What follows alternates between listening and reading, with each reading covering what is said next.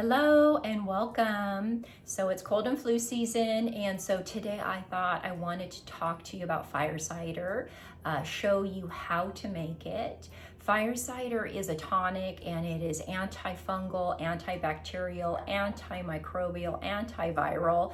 It's an immune boosting powerhouse, and I start taking it right away when I feel like I'm coming down with something.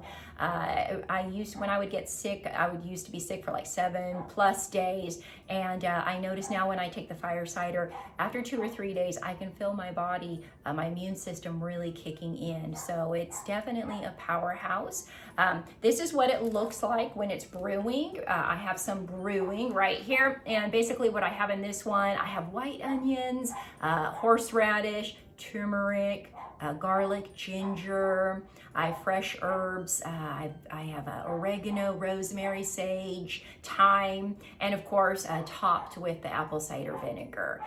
So this is one brewing, and basically I put the date on it. I cut everything up, put it in the jar, pour the apple cider vinegar over it, put the date on it, and I let it sit on my counter for 4 weeks. I give it some love once in a while.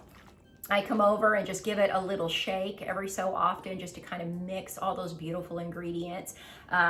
And so that is one that is brewing. This is what it looks like when it's finished. And so basically you have to strain the fire cider, and I strain it into, well, usually I strain it into a bowl or into a pot, and then I will funnel it into this.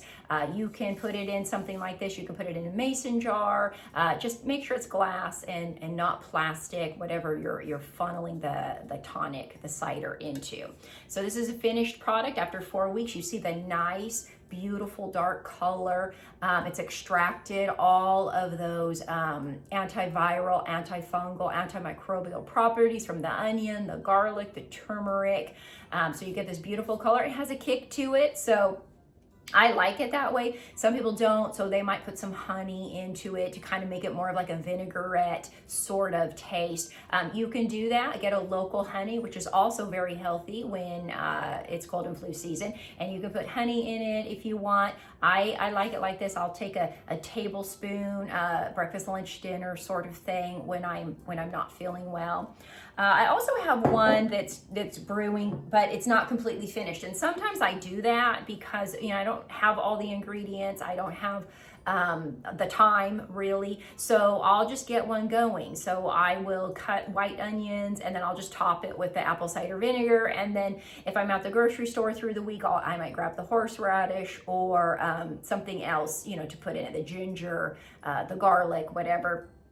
So right now I have this one going, and then I just grated some horseradish, so I'm going to just throw that in there right now, and pretty much after a couple days I'll have this one finished, and I'll adjust the date on it. So just keep that in mind. It does take time to grate everything, to get everything into the jar, so don't feel pressured by that. Just add it as you go. Just make sure you adjust the date once you get everything in it.